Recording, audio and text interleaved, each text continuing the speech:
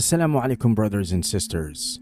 I hope you're well. The announcement of a ceasefire between Iran and Israel on the 24th of June brought a sense of partial relief to the world. After days of airstrikes, threats, and mounting casualties, silence finally returned. While the skies above Tehran and Tel Aviv fell silent, another kind of airstrike was carried out that shook the whole world. Not on the battlefield, but on social media. The famous influencer, Tate, posted a video on his social media account that shook the entire world as it exposed the real reason behind the Iran-Israel and US war that the world witnessed in the last few weeks. He exposed that the true reason was not the nuclear deal, but the children of Gaza, whom the Israeli government sees as an even greater enemy and threat than the Iranian nation.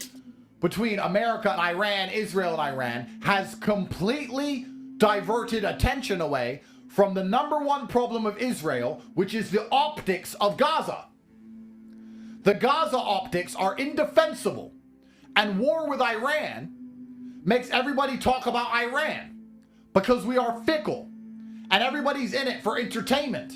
In this now viral video clip, Tate can be seen accusing Israel of fabricating the reason for war, the stated threat that Iran posed an imminent danger to Israeli security. But as Tate pointed out, that claim falls apart if one uses reason and logic. The real reason was not Iran, but the war was a tool used by the Israeli government to shift the world's attention away from Gaza and towards Iran, so that when Gaza is out of focus, they can carry out daily brutal assaults on Gazans and no one will notice, because the world is now more concerned with what is going on between Iran and Israel than with what is happening in Gaza. It is now widely known and accepted that according to the International Atomic Energy Agency, Iran was not on the brink of building nuclear weapons. In fact, a diplomatic breakthrough between Iran and the United States was supposedly just 2 days away, the signing of a new nuclear accord that would have restored stability to the region. But Israel chose to undermine the pact just 2 days ago for their own gain. Their benefits include, first and foremost, shifting the focus of the world's media to Iran, and second, not allowing Iran to sign the deal with the United States, since the deal would make Iran more acceptable in the eyes of the West, something Israel cannot tolerate. The unexpected and unprovoked attack on Iran is due to Gaza, not Tehran or the Fordo nuclear site. It was because Israel was tired of being characterized as war criminals on a daily basis, but they also didn't want to stop the assaults in Gaza. They wanted to accelerate them, but were scared that so-called anti-Semitism would rise even more. So they planned to ignite a conflict with Iran, which would provide them with a twofold gain in one stroke. While the world's gaze shifted towards the Iran-Israel conflict, Gaza bled in silence. The allegation of Tate that the real objective of the war was to create a global distraction so Israel could intensify its assault on Gaza away from international scrutiny is what truly makes sense. Since the war began between Iran and Israel, which was hardly 12 days ago, over 870 civilians have been executed in Gaza, more than the combined death toll from both Iran and Israel. But what's most horrifying isn't just the numbers, it's the manner in which they were targeted. Day after day, desperate families line up simply for bread, for water, for basic survival. Yet instead of food, they are met with strikes. This is what is called a bait warfare, where humanitarian aid is used as bait to call on hungry Gazans. And when they do come to receive aid, they are gunned down. Innocent civilians were executed in plain sight while the world debated nuclear talks and regional diplomacy.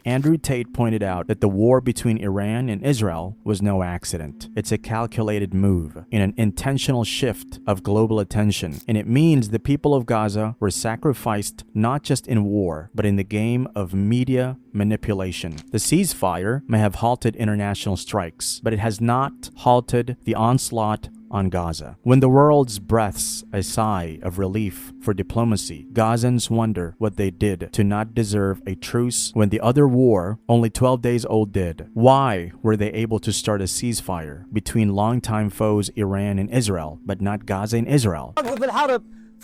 كان بوقف الحرب في إيران وبوقف الحرب في إسرائيل، قادر إنه يوقف الحرب اللي لها الحين قربت على 3 سنوات داخل قطاع غزة، مذابح يوم يوم، قتل أطفال، قتل شيوخ، القضاء على البنية التحتية، القضاء على التعليم، القضاء على الطب، القضاء على كل ما نملك في قطاع غزة. طالب قطر ونطالب الأمريكان ونطالب الغرب خاصة بوقف إطلاق النار في غزة، ويدمجون في هذا الوقف إطلاق النار حتى تنتهي هذه الإجرام وهذه المأساة. خلونا نقف حوالي 50,000 نسمة ونحكوا علينا، خلونا اليهود نمرض، خلونا نمرض وطبوا فينا طخ عشوائي، الجرحى مقتلة بالشوارع حتى نكبت العين. لو وقتيت هذا الأمور، لو وقتيت الحل احنا فيه، الوضع الناس اللي هي فيه، جهد الله عليكم، بدنا حد يعمل حل الأمور هذه، للضحايا هذه بتموت.